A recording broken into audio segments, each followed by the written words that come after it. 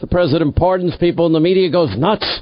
He's sending messages, secret messages, to witnesses in the Robert Mueller campaign. It's absolutely insane. As of next week, we're going to have Newt Gingrich on Monday on this program as he releases his brand new book, Trump's America, The Truth About Our Nation's Comeback. Oh, you mean basically everything the media doesn't want to talk about. Newt also has a piece that is just devastating entitled Why the Mueller Probe is Really 5 Scandals and Not One.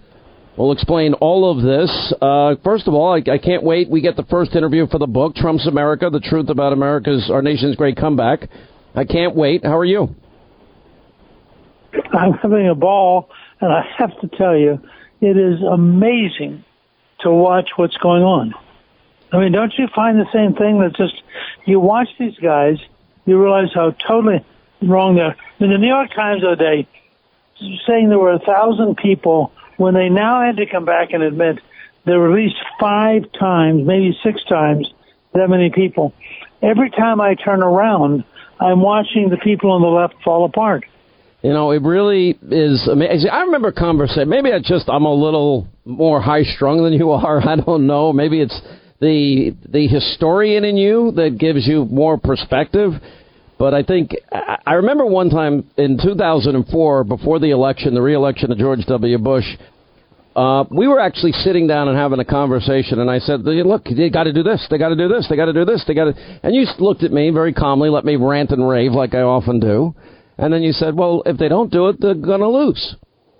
The only problem here for me is that if we don't get this right, if we have a dual justice system for Hillary, if we're allowed to have spies inside of campaigns, if we have surveillance, unmasking, and leaking raw intelligence that is not fixed, if we allow FISA judges to get lied to, if Hillary gets to destroy evidence that's subpoenaed, and it's not called obstruction, I think a good part of this country loses its soul. Well, I think the whole country loses its soul.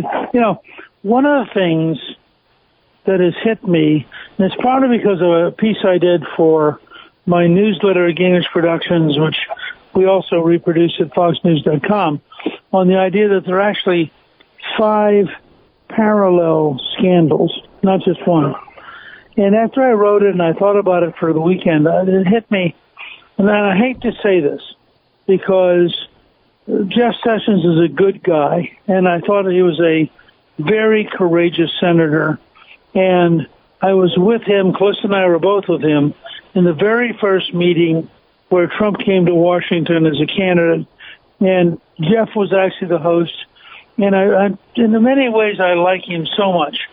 But what I realized was, when you look at the scale to which the system has avoided investigating the Clintons, it has avoided investigating the cover-up of the Clintons, I just have begun to conclude that Attorney General Sessions simply is not capable of doing the job he ought to be doing. And I know the president's tweeted about this and talked about this, but for me, it's a very painful and very difficult decision.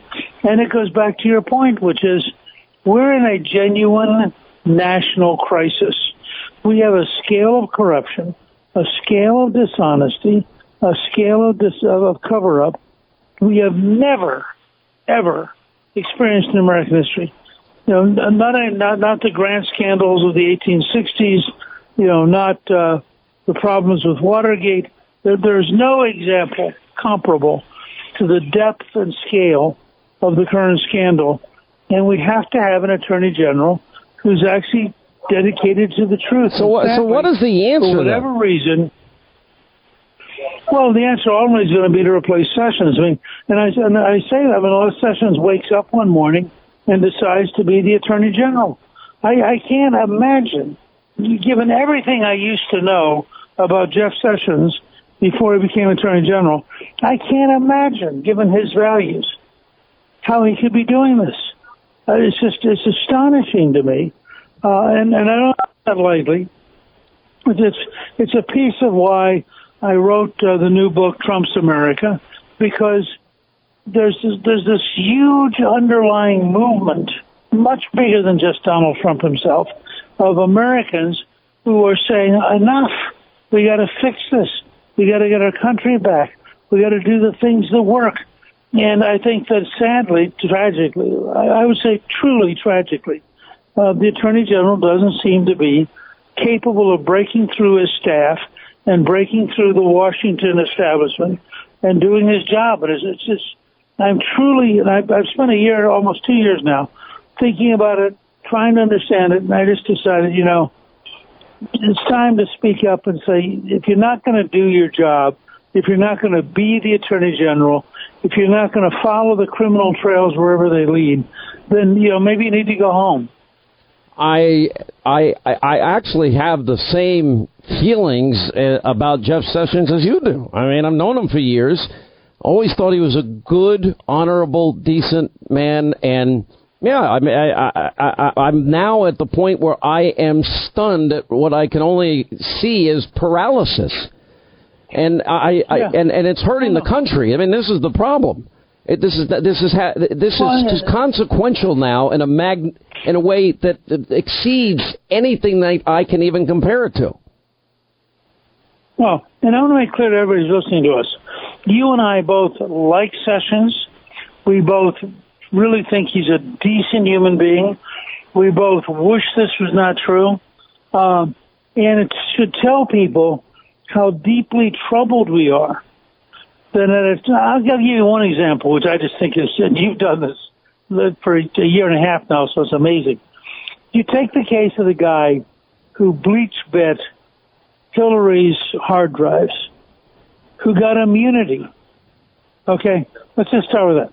You take that example and you compare it to how they've been treating the Trump people, and you say to yourself, why is it after almost 2 years of a Sessions Attorney Generalship, we have not yet had released the decision documents that explain to us how they could have given this guy immunity? Are they crazy? I mean, what are they doing? And I could go through 30 examples like this where you just think to yourself, these people are nuts. And yet we have not seen, this has nothing to do with him recusing himself over the Russian campaign issue, which is, if you think about it, a very tiny, narrow issue. I mean, he could say, yes, I'm recused on that. Now let me go over and look at this. Nothing recuses Jeff Sessions from looking at this question, how in the devil could you have possibly given immunity to a guy who bleach bit these computer parts? Well, and let me add, out in public. It's worse because they were subpoenaed. It's worse because there was a deletion beforehand. It's worse because no one ever heard of BleachBit, which is basically acid washing your computer. And Ed Henry, I guess, famously now asked her, did you clean your computer? Did you wipe it clean? And she goes, like, with a cloth? I mean, it's so spectacularly, I'll play it for you because it's so spectacularly Clintonian that it almost puts her husband to shame. Did you wipe this earth? What, like with a cloth or something? I don't know. Like with a cloth? I mean, so cavalier, but also the aides were told to break up with a hammer BlackBerries and iPhones. I mean, that to me is straight on obstruction of justice. If I did it, you'd have to visit me in jail. Well, one of the reasons in my recent newsletter and Fox News.com piece that I went back to the idea of 5 different scandals is you have to go all the way back with Hillary to 1978, 1979, when she invests $1,000 in cattle futures and she makes $98,000. Now, the Wall Street Journal did a study and said it was literally, statistically, mathematically impossible for that to happen. It was called, we all know what it was. It was called fraud. She was given insider information. She was held by the hand by somebody who took care of her. She made money because she was, married to the next governor of Arkansas. But the deeper point here is they have been doing this, and the Clintons have been doing this and getting away with this for 30 years. Let me give you let me give you a little bit of my Irish heritage and background. we always, there's always this pessimistic side of me. But this time when I think of Chuck Schumer saying, oh, don't take on the intelligence community. They'll get you 8 ways on Sunday. And you have so many high-level people and so much abuse of power. I have known you for so long, and there have been times where you've looked at me and you're shaking your head thinking I'm gone off the rails. I wish I was wrong on a lot of what we were. We started this endeavor on March 7th of 2017 when we broke the story, Sarah Carter, John Solomon, that in fact FISA surveillance had taken place on Trump Tower. Now a lot of details were remaining, but now we know it's all true. All of it. Now it's spies in the campaign, but nobody will call them spies. They're just, no. They're, whatever they call them. They're just respondents or whatever. Informants. Yeah, right. And don't lie, you have shaken your head at me a few times thinking I'm nuts. You've looked at me and said... No. Go ahead. Look, I think twice in your career, you have been so historically prescient that it's amazing. Once was in 2008, when you understood before anybody else in America that Barack Obama was a radical. And you tried to explain it, you tried to lay it out, you were totally right, and you couldn't break through. And I have to confess, I was one of the skeptics. And the other was... Do you remember what you told me as a friend? You really met, early on, you said you're blowing up your career. You're gonna die on this hill. Yep. I was wrong. No, but I didn't stop. I can't stop. It's not in my DNA to stop. Oh, you're funny. And you were right, and the truth is I think in the long run you will change history.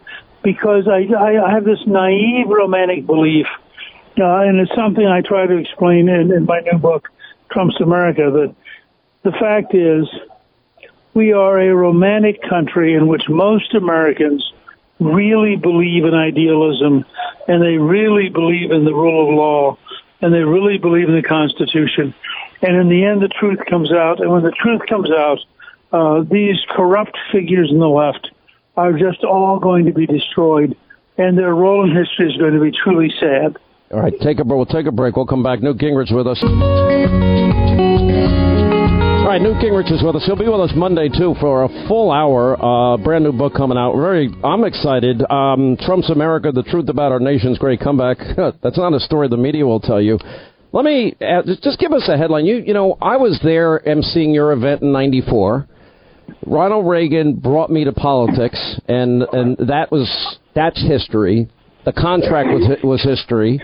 And you're going to argue in this book, because you gave me a little bit of insight ahead of time, a sneak preview, if you will, that this is like a third wave following Reagan, following the contract. Is that a good way to characterize it? I think that's right. I think what people need to understand is this is a wonderful intersection of Donald J. Trump and the American people. And it's the combination of the two. It's not just President Trump, but it's also not just the American people.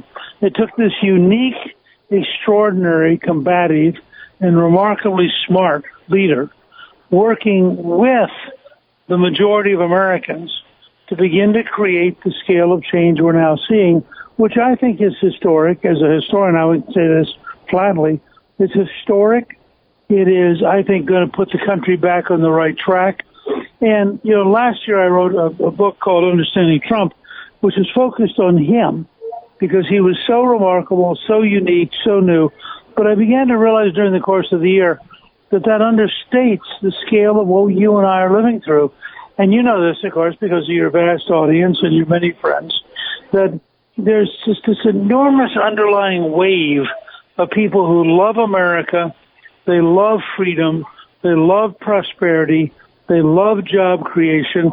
They love the idea that we should be strong. I'm short on time. Trump is kind of a guy. Is my fear that there's a lot hanging in the balance here because they want to kill him?